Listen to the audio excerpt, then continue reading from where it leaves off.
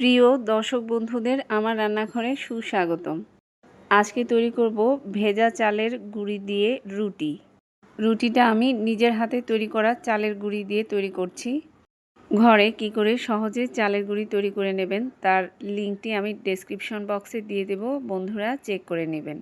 আমি একটি রান্নার কড়াইতে 1.5 বাটি জল ঢেলে নিচ্ছি। আপনি চাইলে মেজারমেন্ট কাপে 1.5 কাপ জল ব্যবহার করতে পারেন। জল পরিমাপের জন্য যে বাটি বা কাপ ব্যবহার করবেন সেটা দিয়ে চালের গুঁড়িও মেপে নেবেন। দিলাম 1 চা চামচ রান্নার তেল, দিয়েছি স্বাদ মতো লবণ।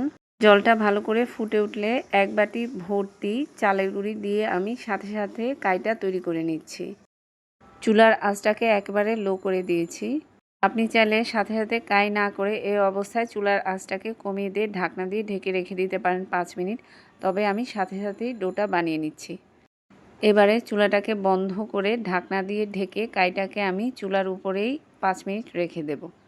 5 মিনিট পর চুলার উপর থেকে নামিয়ে এটাকে গরম অবস্থাতেই মথে নিচ্ছি। হাতে যেন খুব বেশি গরম না লাগে তার জন্য অন্য একটি বাটিতে রুম টেম্পারেচারে থাকা জল নিয়ে নিয়েছি। হাতটা একটু ভিজিয়ে নিচ্ছি আর বারবার করে ভালো করে মথে নিচ্ছি। এই কাজটা গরম অবস্থাতেই করে নিতে হবে, নয়তো কাইটা শক্ত হয়ে যাবে, রুটি বেলা সহজ হবে না। হাতটা বারবার ভিজিয়ে নেবার কারণে যদি কাইটা নরম হয়ে গিয়ে থাকে কোনো সমস্যা নেই। খুবই সামান্য পরিমাণে আটা বা ময়দা আপনি ব্যবহার করতে পারেন অথবা চালের গুঁড়িও ব্যবহার করতে পারেন, তাহলেই ডোটা আবার একদম পারফেক্ট হয়ে যাবে। আজকে আমি এখানে খুবই অল্প পরিমাণে কাই নিয়ে রুটি তৈরি করে দেখাচ্ছি। আপনারা যদি বেশি পরিমাণে কাই তৈরি করেন সেক্ষেত্রে মথে নেবার পর কাইটাকে পরিষ্কার একটি কাপড় ভিজিয়ে নিংড়ে নিয়ে তারপর কাপড়টা দিয়ে কাইটা ঢেকে রাখতে হবে, নয়তো রুটি তৈরি করতে করতে কাইটা শক্ত হয়ে যাবে।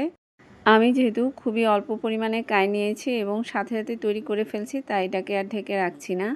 ডোটা সুন্দর করে মথে নেওয়া হয়ে গিয়েছে। এবারে রুটির জন্য আমি ছোট ছোট করে লেচি কেটে নিচ্ছি। আমি যে পরিমাণ ডো তৈরি করেছি তার থেকে মোট 10টি রুটি তৈরি হয়েছে। এবারে একটা একটা ডো আবারও ভালো করে মথে নিচ্ছি।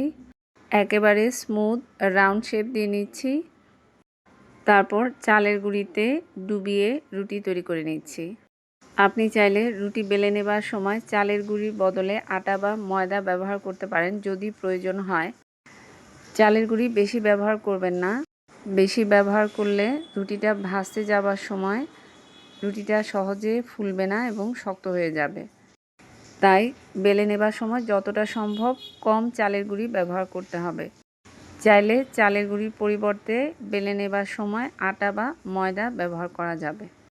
কিনারটা যেহেতু ফেটে গিয়েছে আমি এরকম গোল একটি চায়ের কাপের প্লেট দিয়ে রুটিটাকে রাউন্ড শেপ করে নিচ্ছি। রুটিটা আপনি যতটা পাতলা খেতে চান ঠিক ততটাই পাতলা করবেন। আমি ময়দার রুটি যেরকমভাবে করি ঠিক সেরকমভাবেই বেলে নিয়েছি, মোটামুটি পাতলাই করেছি। এবারে চুলায় একটি তাওয়া বসিয়ে হাই হিটে এটাকে 2-3 মিনিট গরম করে নেব। তাওয়াটা খুব ভালো মতো গরম হয়ে গেলে তারপরে রুটিটাকে দিয়ে সেঁকে নেব। এক পাশটা 1 থেকে 2 মিনিটের মতো সেঁকা হয়ে গেলে তারপরে এটাকে উল্টে দেব। চারপাশটা ছেনির সাহায্যে এভাবে একটু চেপে চেপে দিতে পারেন অথবা হাতে একটি টিস্যু নিয়ে চারপাশটা একটু চেপে চেপে দিতে পারেন, তাহলে খুব সহজেই রুটিটা ফুলকো হয়ে ভাজা হয়ে যাবে।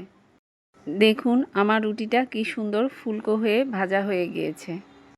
পরবর্তী রুটিটা ভেজে নেবার আগে তাওয়াটা একটু টিস্যু দিয়ে পরিষ্কার করে নেবেন, তা না হলে পোড়া চালের গুঁড়ির কারণে পরের রুটিটা ভাজা সুন্দর হবে না। এই তো খুব সহজে তৈরি করে ফেললাম মজাদার চালের গুঁড়ির রুটি। দেখুন কত নরম আর ফুলকো হয়েছে। গরম গরম কষা মাংসের সাথে পরিবেশন করুন। আশা করছি ভালো লেগেছে, সঙ্গেই থাকবেন। ধন্যবাদ।